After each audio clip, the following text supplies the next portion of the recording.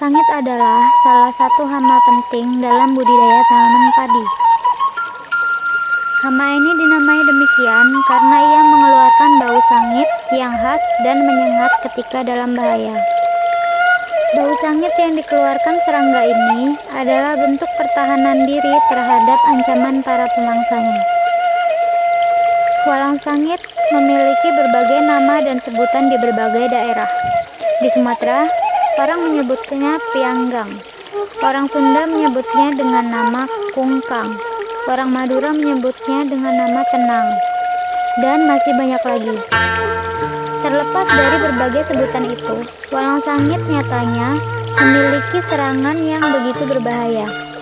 Ia akan menyerang dengan cara menghisap cairan di tangkai bunga dan bulir padi pada saat tanaman memasuki fase pembungaan hingga matang susu. Dihisapnya cairan oleh walang sangit menyebabkan pengisian bulir padi menjadi tidak sempurna atau bahkan hampa.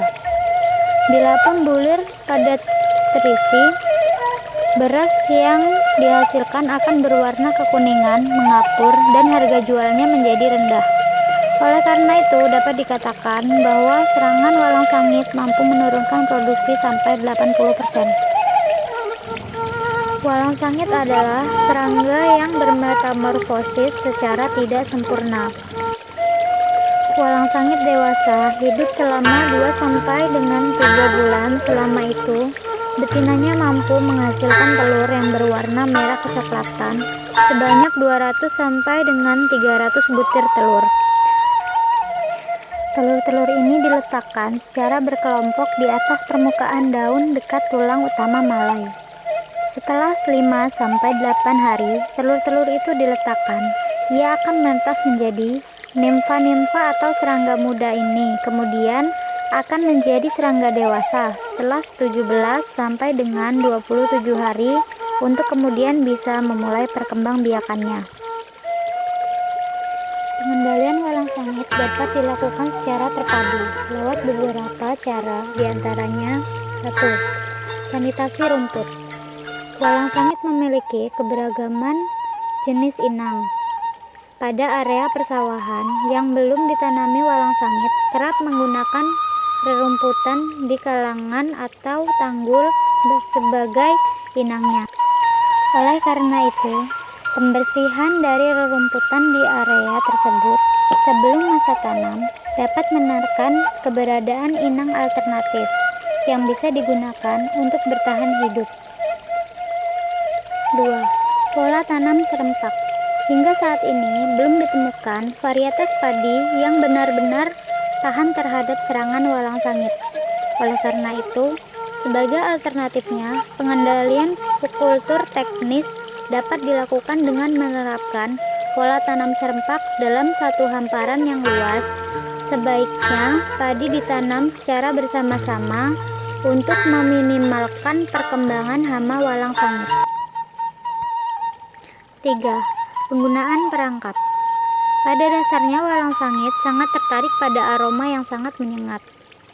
Penggunaan bangkai keong emas di setiap pematang sawah dapat dilakukan sebagai alternatif untuk pengendalian walang sangit. Cukup ditumbuk dari cangkangnya, kemudian diletakkan pada bambu yang sebelumnya ditancapkan di setiap pematang. Bangkai keong emas dibiarkan membusuk sehingga memancing walang sangit mendekat dan berkumpul. Setelah berkumpul, walang sangit bisa dimusnahkan. 4. Pengendalian secara biologis. Pengendalian walang sangit juga dapat dilakukan secara biologis, yaitu menggunakan jamur yang bersifat parasitoid. Jamur yang bisa digunakan misalnya Beoveria bassiana dan Metarhizium sp. 5. Pengendalian secara kimia. Penerapan pengendalian dengan bahan kimia terlebih dahulu harus dipastikan apakah hama walang sangit masih di ambang ekonomi atau tidak. Jika sudah melewati ambang ekonominya, yakni 6 ekor per meter persegi, sebaiknya dilakukan pengendalian dengan penyemprotan bahan aktif pestisida yang cocok untuk hama walang sangit adalah MC dan fipronil.